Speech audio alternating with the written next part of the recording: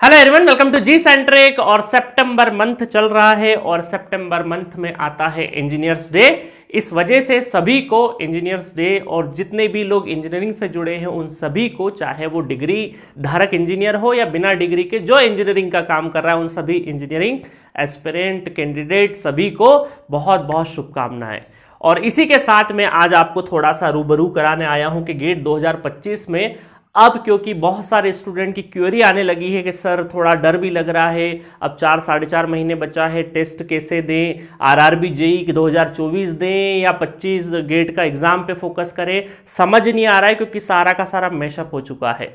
और देखिए क्या होता है, हाफ सितंबर, अक्टूबर, नवंबर, दिसंबर, जनवरी, तो 1 2 3 4 4.5, ये जो 4.5 मंथ बचता है ना, तब यहां पर दो तरीके के थॉट आते हैं। पहला तो ये अचानक से ऐसा लगता है कि बहुत नियर एग्जाम हो चुका है क्योंकि गेट के फॉर्म भी अब फिलअप हो रहे हैं और कई सारे लोगों ने फॉर्म फिलअप भी कर दिए होंगे। और कई बार ऐसा लगता है हथियार डालने का मन करता है कि सर कुछ याद नहीं आ रहा, जो पढ़ा था सब भूल गए। तो पहली चीज तो ये समझ लीजिए कि डर उन्हीं को लगता है जिन्होंने कुछ पढ़ रखा है। अगर पढ़ाई नहीं है तो किस चीज का डर है? तो डर अच्छा है और ये सभी के साथ में होता है, नेचुरल है। अभी मैं डिस्कस करूंगा सारी चीजों पे। तो अल्टीमेटली इस वीडियो को मैंने क्या किया है, क्योंकि अब 4.5 मंथ में बहुत सारे स्टूडेंट की क्या मनोदशा हो सकती है, क्या थॉट प्रोसेस हो सकता है। वैसे तो हम 10-12 साल से पढ़ा रहे हैं तो ऑलरेडी हमें पता है कि यहाँ पर क्या सोचता है स्टूडेंट, बट बहुत सारे अब क्योंकि कॉल्स भी आते हैं, मैसेज भी आते हैं क्वेरीज के लिए, तो सोचा कि एक वीडियो आपके लिए डेडिकेटेड बना दिया है जिससे आपके आगे के जो 4.5 महीने हैं वो थोड़े से स्मूथ चले, एक थोड़ा सा डायरेक्शन मिल जाए आपको। ठीक है, तो इस पूरे डिस्कशन को मैंने 3 हिस्सों में तोड़ा है। डर लग रहा है सर, और डर किस चीज का? रिवीजन और रिमेनिंग सिलेबस कैसे निपटाएं सर। इन दो चीजों में क्या हो रहा है, थोड़ा सा कश्मकश है दिमाग के अंदर, उसको कैसे मैनेज करेंगे, इसका आंसर मैं आपको डिटेल वर्जन में दूंगा। दूसरा क्वेश्चन है सर टेस्ट सीरीज को लेके, बहुत सारे सवाल होते हैं टेस्ट सीरीज को लेके, उन पे भी हम लोग डिटेल में चर्चा करेंगे। और तीसरा क्वेश्चन है कि सर गेट 2025 पे फोकस करें या आरआरबी जेईई 2024 की चकाचौंध वाली चीजें चल रही है हर इंस्टीट्यूट पे, तो क्या इस पे फोकस करें। तो मैं तीनों का आंसर बहुत ही अच्छे तरीके से देने की कोशिश करूंगा, बट इन आंसर देने के बाद भी किसी कैंडिडेट को लगे कि सर मेरी सिचुएशन थोड़ी सी डिफरेंट है, तो क्या इस जगह पे मैं ये डिसीजन ले सकता हूं, उसके लिए हेल्पलाइन नंबर है जी सेंट्रिक ऐप का जो चैट बॉक्स है, वहां अपना क्वेरी मैसेज डाल सकते हैं, मैं तुरंत रिप्लाई करता हूं। और खासकर जॉब गोइंग स्टूडेंट्स को या फिर जो बिगिनिंग कर रहे हैं अपने करियर की, उन दोनों लोगों से तो मैं खासा बात करता हूं, तो क्योंकि दोनों को डायरेक्शन की बहुत जरूरत होती है। ठीक है, तो चलो वन बाय वन स्टार्ट करते हैं। तो पहले क्वेश्चन से स्टार्ट करते हैं कि सर डर लग रहा है, रिवीजन और रिमेनिंग सब्जेक्ट कैसे करें। अब देखिए क्या होता है, यहां पर ये सिचुएशन आती, कल ही मेरी एक स्टूडेंट से बात हो रही थी और उसने बोला कि इस स्टोरी शेयर कर रहा हूं आपके सामने क्योंकि ऐसा बहुत सारे लोगों के साथ हो रहा होगा। उस स्टूडेंट ने बोला कि सर बहुत दिक्कत हो रही, रिवीजन नहीं कर पा रहा हूं सर, क्या करूं क्या नहीं करूं। तो मैंने 2-3 क्वेश्चन पूछे कि आप बताइए कितने सब्जेक्ट आपने कर लिए, कि सर 4-5-6 सब्जेक्ट तो मैं कर चुका हूं। उसने गिना दिए, नेटवर्क कंट्रोल, डिजिटल मैथमेटिक्स, इस तरीके के 4-5-6 सब्जेक्ट गिना दी। फिर मैंने पूछा आज क्या किया तुमने? बोले सर आज मैंने 3 सब्जेक्ट का रिवाइज किया, 3 या 4 ऐसा कुछ बोला था, 3 सब्जेक्ट या 4 सब्जेक्ट का मैंने रिवाइज किया। मैंने कैसे किया? बोले सर 1 घंटे मैंने नेटवर्क थ्योरी पढ़ा, 1 घंटे कंट्रोल सिस्टम पढ़ा, 1 घंटे सिग्नल एंड सिस्टम पढ़ा, है ना। तो मैंने उसको वहीं रोका, मैंने 1 घंटे पढ़ा मतलब। फिर मैंने और थोड़ा सा डिटेल में क्वेश्चनिंग किया, उससे पूछा कि आपने जो 1 घंटे पढ़ाई करी, सपोज करिए आपने नेटवर्क पढ़ा, उस नेटवर्क में क्या पढ़ा? उस स्टूडेंट ने मुझे बोला कि सर मैंने नेटवर्क में थेवेनिन्स पढ़ा, थेवेनिन्स थ्योरम पढ़ा। तो मैंने 1 घंटे तक आप थेवेनिन्स थ्योरम पढ़ते रहे? बोला हाँ सर। मैंने कितने न्यूमेरिकल करे, क्योंकि नेटवर्क में तो न्यूमेरिकल ही होता ना, देखने का है क्या उसमें। बोले सर मैंने 5 न्यूमेरिकल ही कर पाया 1 घंटे में। तो मैंने उसे बोला कि आप रिवीजन नहीं कर रहे थे, आप दोबारा नेटवर्क की पढ़ाई कर रहे थे। बोले नहीं सर मैं तो रिवीजन कर रहा हूं, पढ़ चुका हूं नेटवर्क। मैंने आपको ऐसा लग रहा है कि आप रिवीजन कर रहे हैं, बट असल में रिवीजन नहीं हो रहा है, वो आप दोबारा नेटवर्क पढ़ाई कर रहे हैं, क्योंकि मैंने उससे पूछे बिना ही ये बोल दिया कि आपने पिछला नेटवर्क मिनिमम 2 महीने पहले पढ़ा होगा। बोले हाँ सर 2-2.5 महीने पहले मैंने नेटवर्क पढ़ा था, 2-2.5 महीने से नेटवर्क की मैंने हाथ भी नहीं लगाया था, तो अब वापस पढ़ रहा हूं तो बहुत सारी चीजें याद नहीं आ रही, इस वजह से मुझे टाइम ज्यादा लग रहा है।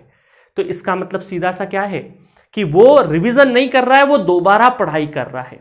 अब इसमें स्टूडेंट की तो गलती है नहीं, स्टूडेंट को लग रहा है मैं रिवाइज कर रहा हूं, शायद रिवीजन ऐसा ही होता होगा, क्योंकि उसे तो को तो पहली बार है ना, उसके सामने तो सब बोल रहे रिवीजन करो, सर ने बोला कि एक टॉपिक लो। अब एक टॉपिक वो 1 घंटे तक पढ़ रहा है, इसका मतलब क्या है कि वो रिवीजन नहीं कर रहा, वो वापस दोबारा पढ़ाई कर रहा है। रिवीजन का असल मतलब समझो, रिवीजन करना।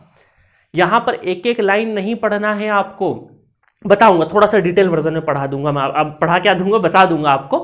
तो वो उस स्टूडेंट को मैंने समझाया, आधा पौन घंटा मेरी बात हुई उससे, और उसको मैंने जब प्रॉपर तरीके से बताया तब उसको लगा हाँ सर अब थोड़ा सा मुझे लग रहा है मैं क्या गलती कर रहा हूं क्या गलती नहीं कर रहा हूं। तो ऐसा बहुत सारे स्टूडेंट के साथ में होता है, उनको लगता है हम रिवीजन कर रहे हैं, बट आप समझो डिफरेंस समझो कि वापस दोबारा सब्जेक्ट को पढ़ना और रिवीजन में क्या डिफरेंस होता है। अगर यही होता तो पहली चीज तो रिवीजन 1 घंटे का नहीं करना है किसी सब्जेक्ट का, ठीक है। चलो अब मैं प्रॉपर तरीके से बताता हूं। सपोज करो मैं इस स्टेज पे ये एज्यूम करके चलता हूं कि किसी के 5 सब्जेक्ट कंप्लीट हो चुके हैं, 5 सब्जेक्ट उसने कंप्लीट कर लिए, किसी के 6 भी हो सकते, किसी के 7 भी हो सकते, किसी के 4 भी हो सकते। मैंने एक सिचुएशन ले ली, 5 सब्जेक्ट किसी के डन है ना, डन ओल्ड सब्जेक्ट हो गए, मतलब ये कंप्लीट है, ये कंप्लीट कर लिए उसने, कंप्लीट कर लिए, ठीक है। स्पेलिंग देख लेना, ये डन है, और इनको मैं ओल्ड सब्जेक्ट बोल देता हूं। क्या बोल देता हूं? ओल्ड सब्जेक्ट, जो कि उसने पढ़ लिए हैं। और बचा हुआ सब्जेक्ट है, थोड़ी देर के लिए मैं ऑन एन एवरेज किसी भी अलग अलग ब्रांच में, किसी में 9 सब्जेक्ट, किसी में 11 सब्जेक्ट, किसी में 10 सब्जेक्ट, तो मान लीजिए 5 सब्जेक्ट उसके रिमेनिंग है नए सब्जेक्ट में। ये 5 सब्जेक्ट उसको अब नए पढ़ना है, जो अभी उसने हाथ भी टच नहीं किया है, ये पढ़ चुका है।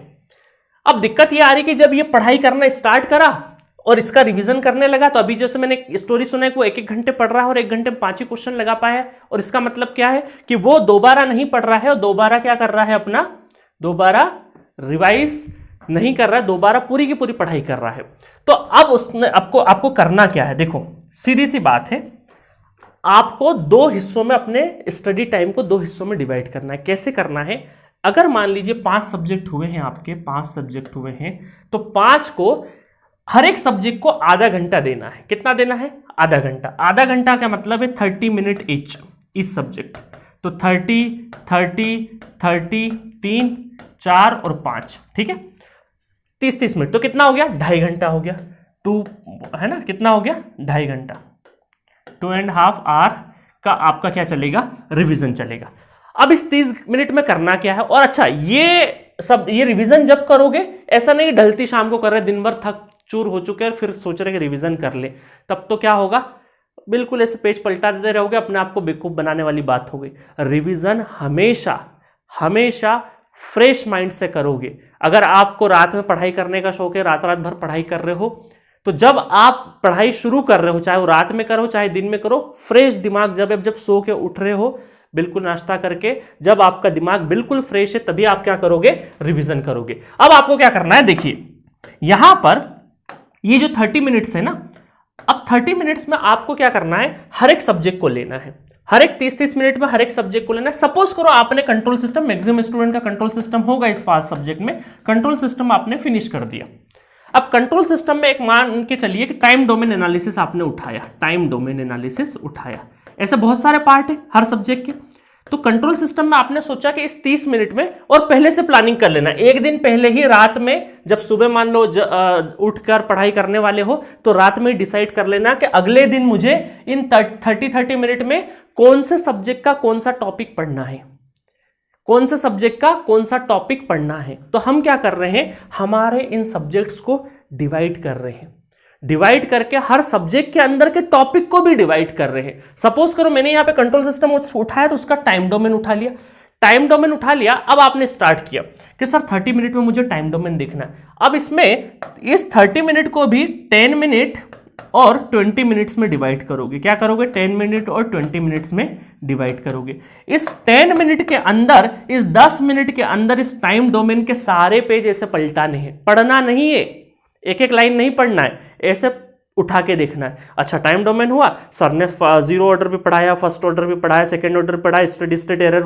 मतलब जो भी टाइम डोमेन से रिलेटेड जो भी चीज होगी, वहां पे देखा कि सेकंड ऑर्डर के बहुत सारे फॉर्मूले हैं, फर्स्ट ऑर्डर के कुछ फॉर्मूले हैं, डिले टाइम, राइज टाइम, ठीक है, सेटलिंग टाइम। फिर आपने सेकंड ऑर्डर का बहुत इंपॉर्टेंट राइज टाइम क्या होता है, पीक टाइम क्या होता है, और आपका बोल सकते हैं मैक्सिमम ओवरशूट क्या होता है, परसेंटेज ओवरशूट क्या होता है, सारा का सारा आपने क्या किया? 10 मिनट के अंदर सारे फॉर्मूले, सारे रिस्पॉन्सेस, सी ऑफ टी क्या होगा, फर्स्ट ऑर्डर का, सेकंड ऑर्डर का क्या होगा, और सारे फॉर्मूले का बेहतर तरीके से फटाफट, जो आपकी कॉपी थी उस कॉपी को फटाफट रिवाइज किया।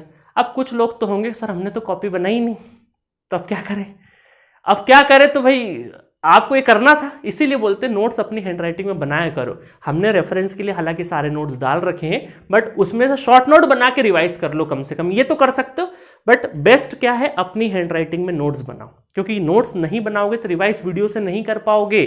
ठीक है, अब 10 मिनट के अंदर आपने क्या किया, फटाफट देख लिया, फटाफट क्या करिए, देख लिया, देखना है, सिर्फ क्या करना है, देखना है, क्योंकि आंखों का बहुत बड़ा रोल है चीजों को याद रखने में। एक एग्जांपल देता हूं मैं आपको, समझिए कि मान लीजिए आपके घर में जिस भी दीवार पर वॉल क्लॉक लगी है ना, घड़ी लगी होती है ना किसी भी दीवार पे, आप टाइम देखते हो, उस घड़ी को देखते हुए टाइम देखते हो।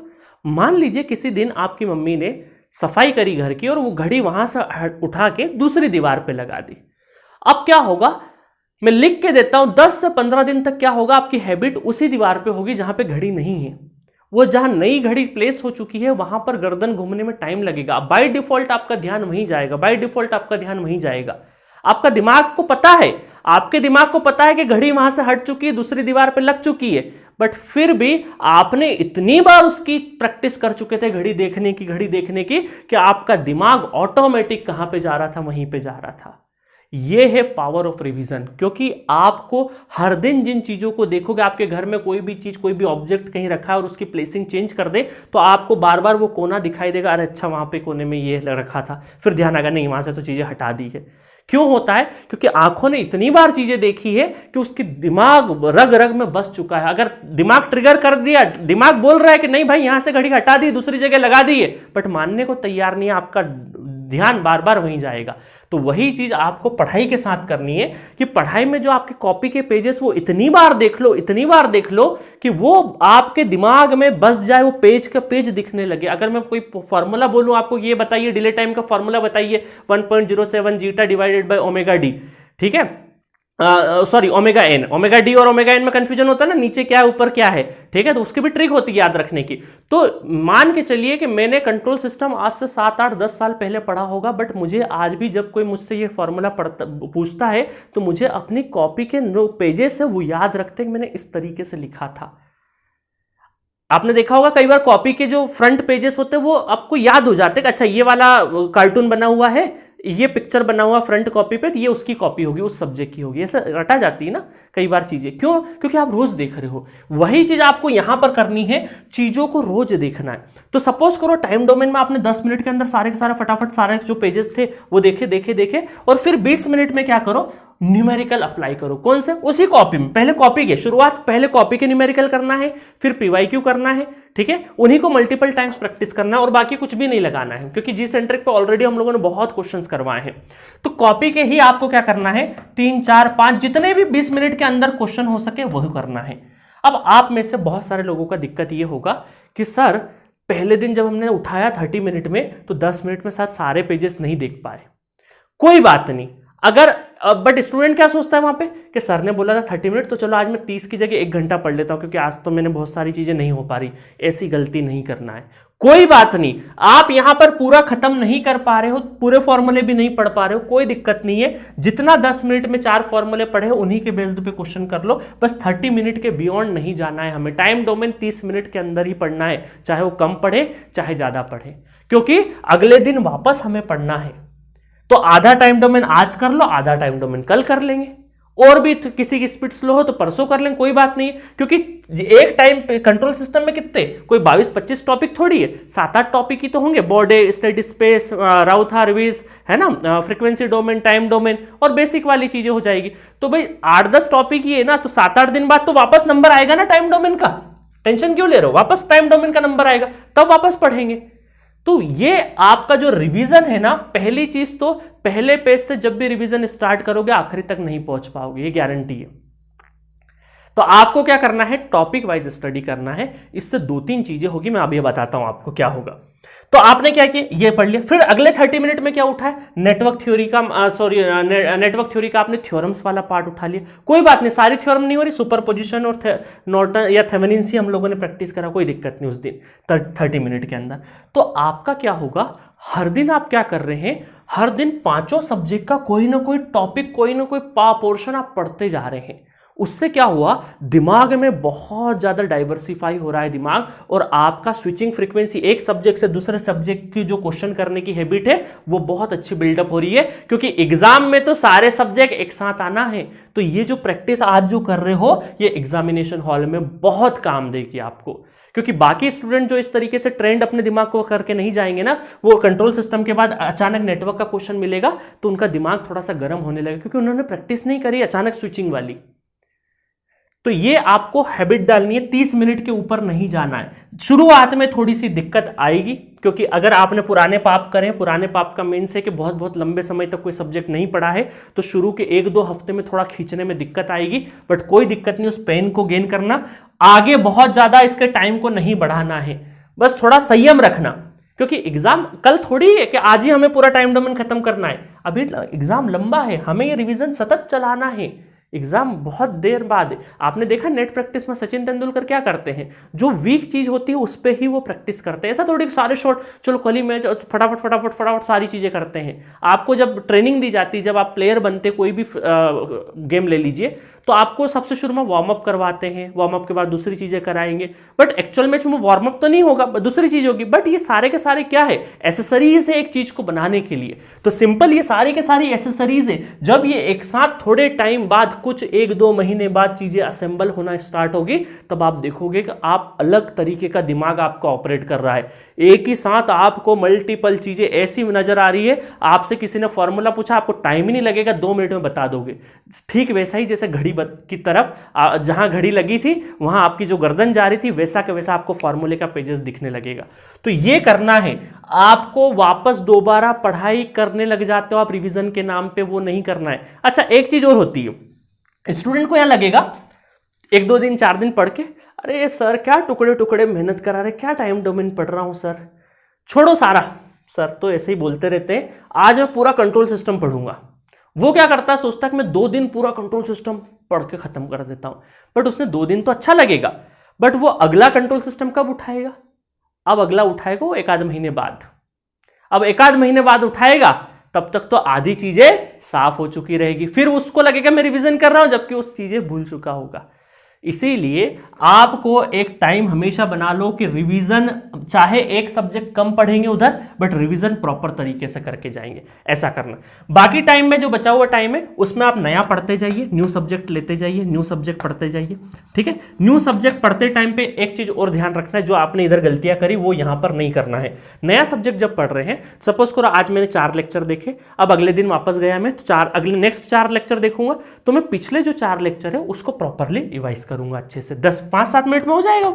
पहले प्रीवियस क्लास का पूरा रिवाइज करूंगा। तीसरे दिन जब आप बैठेंगे, अगले 4 करेंगे, अब कितने हुआ, 8 लेक्चर हो गए, तो पिछली क्लास का तो फटाफट रिवाइज कर लूंगा, उसके पिछली क्लास का भी थोड़ा सा रिवाइज करोगे। तो जब सब्जेक्ट आपका 10 से 15 दिन चलेगा, 15 डेज अगर सब्जेक्ट चला है, तो वही सब्जेक्ट आप 15 बार रिवाइज कर चुके हो, ताकि जब आपने यहां पे मेहनत कर ली ना नया पढ़ते टाइम पे, तो ये जब रिवीजन में जब आएंगे, तो ये आप 10-10 मिनट में क्या 5-5 मिनट में ही चीजें उड़ा दोगे, 5-5 मिनट में ही सारी चीजें कर दोगे, ठीक है। और ये बहुत ही इफेक्टिव तरीके से करना। आप यहां पर मोबाइल फोन, पानी पीने का भी, क्योंकि 1-1 मिनट का तवज्जो है, यहां पे 1-1 मिनट की इंपॉर्टेंस है, इस वजह से आपका पानी, टेबल चेयर से उठना नहीं, पानी वहीं लेके बैठो, ताकि आपकी सीटिंग प्रैक्टिस भी होगी 2.5 घंटे की। नहीं तो स्टूडेंट क्या करते हैं, टेस्ट सीरीज के थ्रू प्रैक्टिस करते हैं। अरे टेस्ट सीरीज के बिना भी आप प्रैक्टिस कर सकते हो, 2.5 घंटे 3 घंटे बैठने की, इस तरीके से मल्टीपल चीजें पढ़ ही रहे हो। तो आपको सारे सब्जेक्ट साथ में लेके बैठना है, बार बार ऐसा नहीं कि गए एक कॉपी रखने गए, दूसरी आए 2-3 मिनट उधर कर दिया, फिर कहीं नोटिफिकेशन देख लिया मोबाइल का, ये सब चीजें नहीं करना है, ठीक है। जो हो गया सो हो गया। 4.5 महीना बहुत बड़ा टाइम है, अगर उसको हर दिन के 24 घंटे को बहुत अच्छे से मैनेज किया जाए तो 4.5 महीने बहुत बड़ा टाइम होता है, और उसमें आपने आधा चीजें कर लिया है, बस आधा ही तो बाकी है, बहुत तरीके से आप चीजें कर ले जाओगे, ठीक है। करना 1-2 हफ्ते करना, तब थोड़ा सा फील आएगा, ठीक है। चलो नेक्स्ट चलते हैं। नेक्स्ट क्या हुआ, test series. Test series sir क्या करें, सबसे पहला तो क्वेश्चन, सर कितनी टेस्ट सीरीज ज्वाइन करें, तो मेरा सबसे आंसर यही है कि इन जनरल आप सिर्फ एक टेस्ट सीरीज ज्वाइन करेंगे, 1 टेस्ट सीरीज इज इनफ। और पहली चीज, एक चीज और हमेशा ध्यान रखिए कि टेस्ट सीरीज में जो नंबर आएगा वो हमारा कोई एक्चुअल गेट एग्जाम का नंबर नहीं है। टेस्ट सीरीज देते टाइम पे माइंडसेट ये होना चाहिए कि हम इसको इसलिए दे रहे हैं ताकि हम हमारी गलतियां पता कर पाए। इसलिए नहीं कि वहां टेस्ट सीरीज में हीरो बन गए स्कोर करके, वो नहीं करना है आपको। आपको हमेशा ये देखना है कि टेस्ट सीरीज इसलिए दे रहे हैं क्योंकि ये हम हमारी जो रिवीजन में गलतियां आइडेंटिफाई कर पाए और उन गलतियों को हम रिवीजन करते टाइम पे नलीफाई कर पाए। ज्यादा से ज्यादा गलतियां निकलेगी तो ज्यादा से ज्यादा रिवीजन में उन चीजों का ध्यान रखोगे। जैसे सपोज करो टेस्ट सीरीज देते टाइम पे आपने टाइम डोमेन का कोई क्वेश्चन गलत कर दिया, ठीक है, आपको कोई फॉर्मूला राइज टाइम का फॉर्मूला था pi minus theta divided by omega D, sorry, ठीक है। तो यहां पर आपने क्या कर दिया, यहां पे डिग्री में रेडियन में कन्वर्ट नहीं किया मान लीजिए, और इस तरीके से आपका एक क्वेश्चन गलत हो गया टेस्ट सीरीज देते टाइम पे, तो ये गलती हुई। अब इस गलती से क्या, एक तो ये हो जाएगा अरे सर हम तो कंट्रोल सिस्टम आता ही नहीं है सर, भूल गए सर, एक तो बिल्कुल डिप्रेशन में चले जाओगे।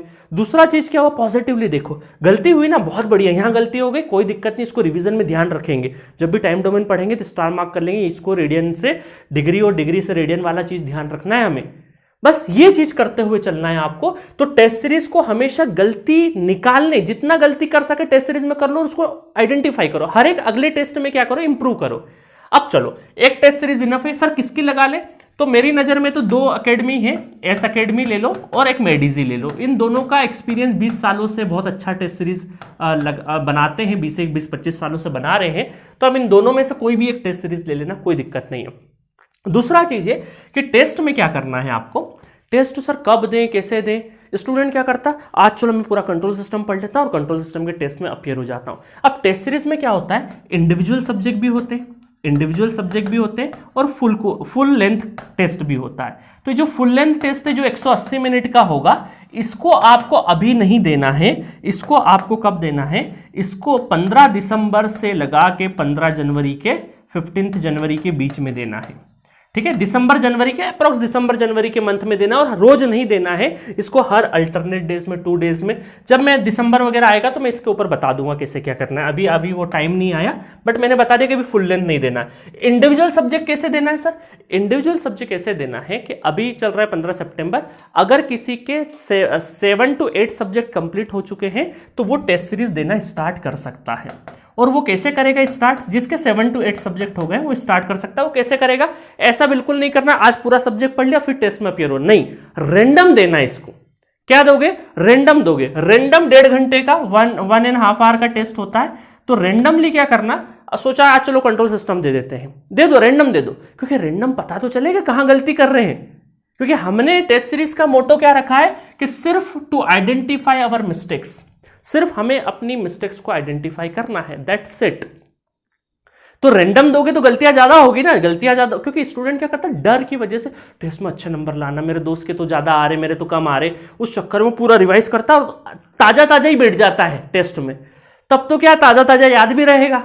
बट एग्जाम में ऐसा नहीं होता है ना, आपको 12-15 सब्जेक्ट साथ में आएंगे, 12-15 ज़्यादा बोल दिए, 10-12 सब्जेक्ट साथ में देखने को मिलेगा, तो आपको ये गलती नहीं करना है। आपको क्या करना है, रेंडमली उठा लो, कोई गलत बात नहीं है, उसका एनालिसिस अच्छे से करो, एनालिसिस करने के बाद उसमें देखो कि यार हाँ ये गलती हो रही थी। जब रिवीजन में करोगे ना चीजें तो ऑटोमेटिक आपका फोकस चले जाएगा। सपोज करो इसमें आपने थेवेनिन्स थ्योरम का एक क्वेश्चन गलत कर दिया या बना नहीं होगा, मैक्सिमम पावर ट्रांसफर का नहीं बना, तो जब आप रिवीजन करोगे ना तो रिवीजन में बार बार क्या आ जाएगा, मैक्सिमम पावर ट्रांसफर आएगा, तो आपका दिमाग ऑटोमेटिक बोलेगा सुन तूने गलती करी थी टेस्ट सीरीज में, ध्यान दे यहाँ पे, है ना, ऑटोमेटिक दिमाग आपका सिग्नल देगा, तो आपको और अच्छे से पता चलेगा वहां पे। तो इसीलिए जिनका 7 to 8 सब्जेक्ट, जिनका 5 सब्जेक्ट रहा है, 5 सब्जेक्ट जिनका कंप्लीट हुआ, तो वो थोड़ा सा रुक जाइए 1 अक्टूबर तक या 15 अक्टूबर के या 1 अक्टूबर से दे सकते हैं, 15 दिन और रुक जाओ, है ना, 1-2 सब्जेक्ट और कंप्लीट कर लो जब तक, ठीक है। तो जिनके 7 to 8 सब्जेक्ट वो स्टार्ट कर सकते हैं इंडिविजुअल, और इंडिविजुअल को कोई प्लानिंग से नहीं देना, रेंडमली देना है, कभी भी बैठ के दे दो रेंडमली,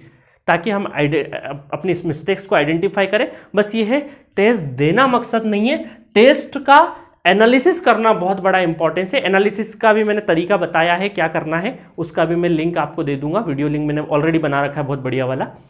तो आपका एनालिसिस बहुत बढ़िया होना चाहिए और उससे जो रिजल्टेंट रहेगा, जो गलतियां हैं उनको हमें रिवीजन में नलीफाई करना है, ठीक है। आ गया समझ में टेस्ट सीरीज में, तो बढ़िया से एक टेस्ट सीरीज ज्वाइन करो, इनफ है, मोर देन सफिशिएंट है। और स्टूडेंट एक गलती और करते हैं ना कि इंडिविजुअल टेस्ट में क्या नंबर नहीं आते ना, तो उनके टेस्ट देने की हिम्मत खत्म हो जाती है, या फुल लेंथ टेस्ट तो देते ही नहीं है। ये गलती नहीं करना, फुल लेंथ टेस्ट चाहे नंबर 0 आ जाए तो भी सारे के सारे देना है, क्योंकि नंबर तो मैटर करता ही नहीं है यहां पे आपकी। और एक चीज और बताता हूं, एक्यूरेसी पे फोकस करना हमेशा, क्या करोगे, अगर 5 क्वेश्चन अटेम्प्ट ले रहे हो ना और पांचों सही है तो चलेगा, मुझे वो स्टूडेंट ज्यादा सिलेक्टिव लगेगा, मतलब उसका सिलेक्शन की प्रोबेबिलिटी ज्यादा है। वो नहीं कि जिसने 15 क्वेश्चन अटेम्प्ट कर लिया और वो सही, सपोज करो एक स्टूडेंट ए है और एक स्टूडेंट बी है, इसने अटेम्प्ट है ना, जो टेस्ट सीरीज में अटेम्प्ट लेता है, इसने ले लिए 15 क्वेश्चन अटेम्प्ट कर दिए और इसने करे मात्र 7 क्वेश्चन अटेम्प्ट करे, और इसने 15 में से इसके कितने सही हुए, करेक्ट हुए वो 7 हुए, और इसके कितने करेक्ट हुए, इसके करेक्ट हुए 6। समझना, 2 स्टूडेंट है, एक ने 15 क्वेश्चन अटेम्प्ट लिए और करेक्ट कितने करे, 7। एक स्टूडेंट 7 अटेम्प्ट लिए और 6 करेक्ट करे। इसका मतलब क्या है कि ये स्टूडेंट बहुत ही शार्प है अपने क्वेश्चन की सिलेक्शन को लेके कि कौन सा करना है कौन सा नहीं करना है, और जो करता है वो उसकी जो करेक्ट करने की टेंडेंसी है वो ज्यादा है, और यही चीज एग्जाम में सिलेक्शन करवाती है। ठीक है, एग्जाम में सिलेक्शन करवाती है क्योंकि पेपर इजी आता है उस दिन, बस यही है कि हम आइडेंटिफाई नहीं कर पाते उसमें से कौन सा करना है कौन सा नहीं करना है। इस स्टूडेंट ने क्या किया, 15 तो कर दिया, अटेम्प्ट करके तो खुश हो गया, बट करेक्ट क्या रहे, 7 ही रहे, निगेटिव मिला लोगे तो वहीं पे खड़ा है, ये गलती, इसका सिलेक्शन नहीं होगा, इसका सिलेक्शन हो सकता है, इसकी पॉसिबिलिटी ज्यादा है। ये शुरू से ही आदत डालो कि क्वेश्चन जो भी उठाओ उसको करेक्ट करने की आदत डालो, नहीं तो उठाओ मत, ऐसा करो। ये अभी मैं पूरा डिटेल डिस्क्रिप्शन नहीं दे रहा हूं इसका, बट ये बहुत काम आएगा आपको। ठीक है, चलो नेक्स्ट क्वेश्चन चलते हैं। सर गेट 25 करें या 24 करें? अब देखो, इसको भी मैं 2 कैटेगरी में डिवाइड करूंगा। पहली कैटेगरी तो उन स्टूडेंट्स की है जो अभी 2000 रिसेंटली बोल सकते हैं 2024 में जिनका इंजीनियरिंग कंप्लीट हुआ है, इंजीनियरिंग कंप्लीट हुआ है 2024 में, ठीक है, कंप्लीट हुआ है।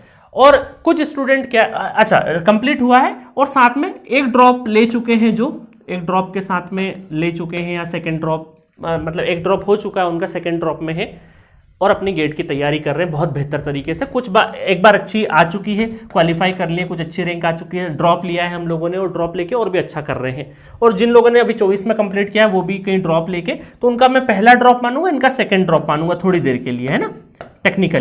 टेक्निकली इनका फर्स्ट ड्रॉप हो गया ना, क्योंकि जुलाई में अभी कंप्लीट हुआ होगा इंजीनियरिंग, और ये अब ड्रॉप ले रहे होंगे, तो एक ड्रॉप ये चल ही रहा है रनिंग कंडीशन में, फर्स्ट ड्रॉप इनका, और इनका सेकंड ड्रॉप है टेक्निकली। और सेकंड ड्रॉप वाला भी जिसने लिया होगा उसने कहीं ना कहीं एक बार बहुत अच्छी ठीक ठाक रैंक लेके आया होगा, इंप्रूवमेंट के लिए दे रहा होगा, या फिर हो सकता है वो दिन खराब हो गया हो, उसने सारी पढ़ाई बहुत बढ़िया करी, वो स्टूडेंट हो सकता है। तो इन दोनों कैटेगरी स्टूडेंट को मैं अलग रखूंगा।